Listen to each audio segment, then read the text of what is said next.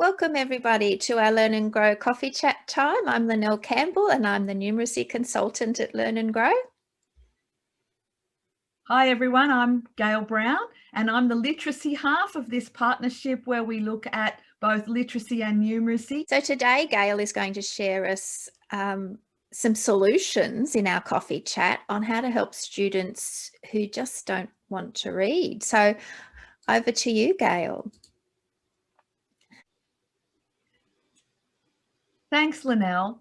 Yes, I think that students being unmotivated and not wanting to read it's a real problem today in classrooms and sometimes at home for parents, particularly with all the technology, all the YouTubes that, even we're part of. I think it's very easy to stop reading altogether and just focus on viewing and listening. But there are some problems with that because we all have a limited working memory. And when you're reading something, you can always go back to the text and read it again. Yeah, I've seen that it's a growing problem of students not wanting to read. I think they're getting so much information from movies and social media. They don't feel the need to read. But they're not bored enough. Well, I don't find reading boring, and I think that's one of the things. It depends on what you're reading and what your purpose is. Yeah, that's probably not a good example. Yeah. They don't have the time. They don't choose. They're so busy with so much information's coming in. They never think about opening a book, or they don't have any at home. That's another problem. But even when they're online, they have to read. So online and offline reading both matter for different reasons, because even when you're looking to find something or where to go, you've still got to read a map. You've still got to read a recipe. You've still got to understand what that text, whether it's on a screen or whether it's in a book, what that text means. Yeah. And that's no really arguments here. Yeah. They have to learn to read. They do. They have to learn to be literate and numerate. And Ben is a classic example of this. He's in grade 6 and he's really into his sports.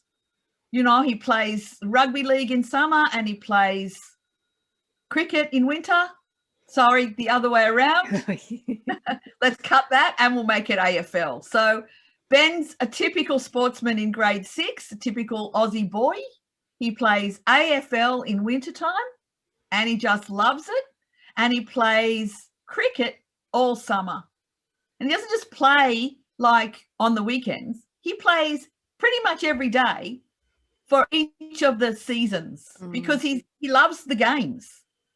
And really his teacher's concerns are about Ben not making time to read, choosing not to read, not reading enough, and the long-term consequences of that for Ben. He's in grade 6, grade 7 and secondary school is round the corner. And if he's not reading, he's not going to be able to learn either online or offline.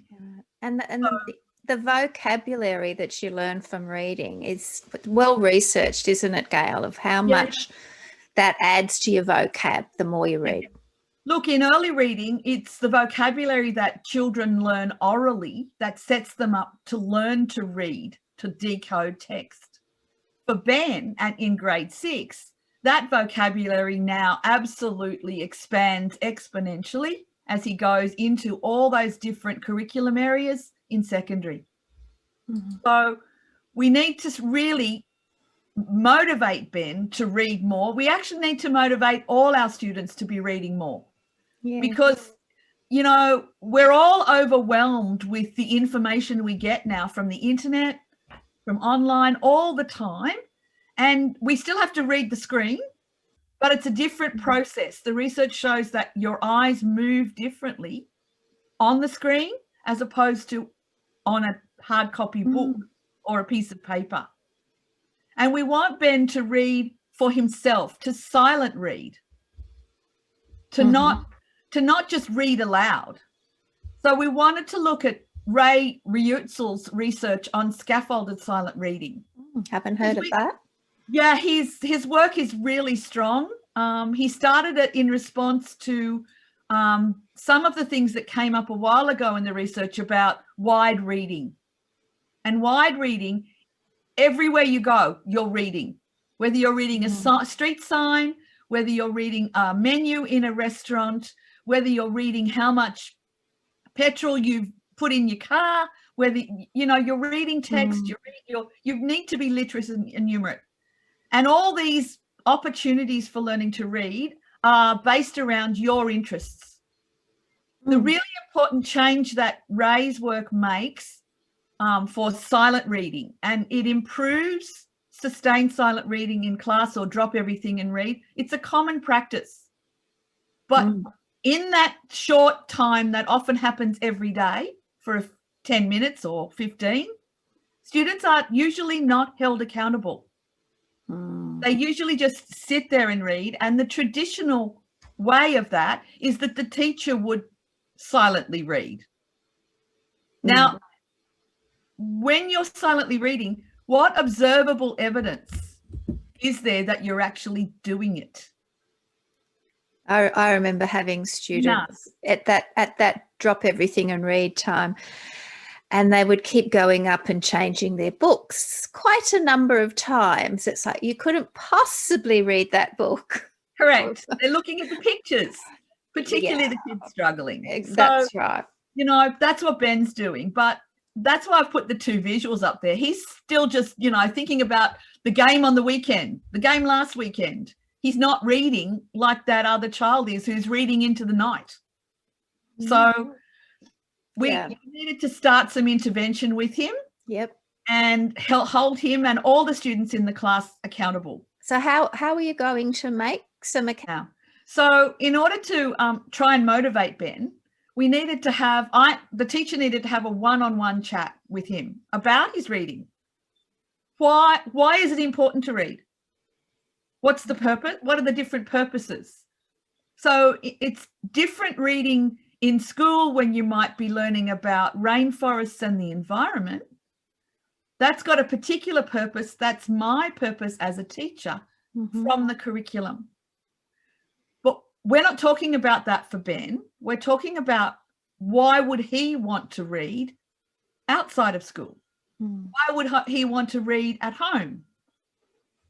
As well as why wouldn't he want to read for enjoyment and to learn, and what are his interests?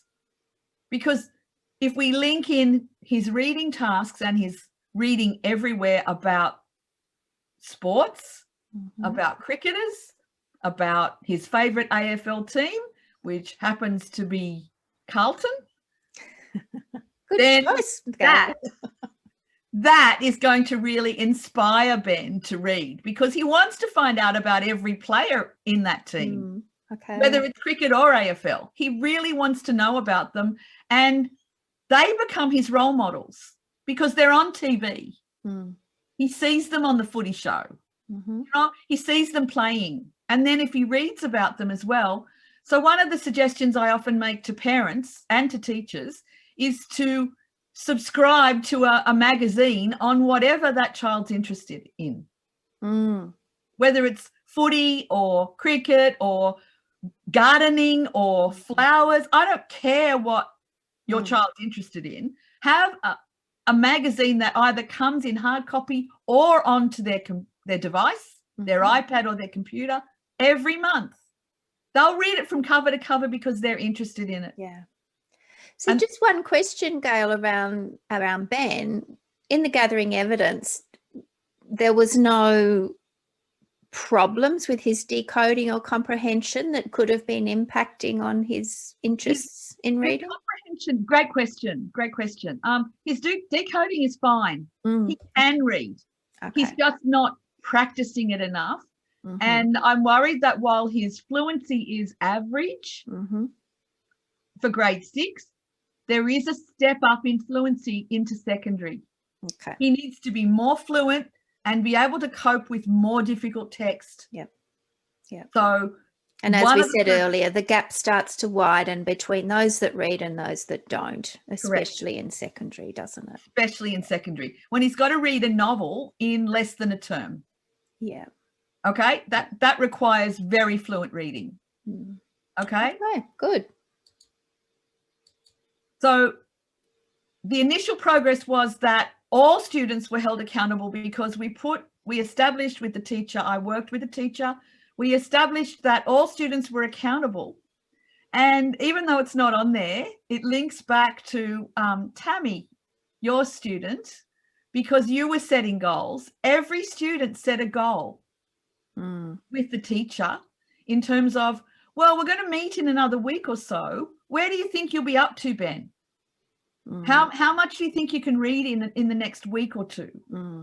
So we're setting these short-term goals. I or the teacher is asking them questions because I was actually in the room doing this with the teacher. So that was my scaffolding, supporting the teacher to do the scaffolding with the students. I still haven't heard, how did you get them accountable for drop everything and read? So what we did was they would set a short-term goal. They would answer some questions. So what was the most exciting thing that happened? And I would make notes, or the teacher would make notes about what they said. So we're showing interest in their book. We also asked some students when they had finished a certain chapter in a book or gotten well into it or even to the end to actually give the class a book review. Oh, I like that. Why would you read this? Why would you want to read this book? And of course, all of Ben's mates, who all also like cricket and AFL, were very interested in the things Ben said in the books and the magazines Ben was bringing in, because we didn't make it only books. It was any text. You just needed to be reading for that time. So showing interest, increasing that social peer response that was positive. That was really good for Ben. And it really inspired him to read more. He was able to talk. To talk about specific players and their, the number of goals they'd kicked, the number of, number of marks they'd taken, all that sort of stuff. So these are a couple of references to Ray's work, and also using data. So encouraging you to use goals and data to make decisions for silent reading. I think that's really important. And I've got some samples that I'll share about how we did this with you in the cake session. It will show some of those short-term goals. And I think it would be great if people could come to that cake session when it's on and join us. Join us at Learn and Grow Literacy Numeracy, and you get to ask lots of questions and we get to share lots of resources with you. We look forward to you being part of our team. Thanks for being with us on this coffee chat today. Bye for now.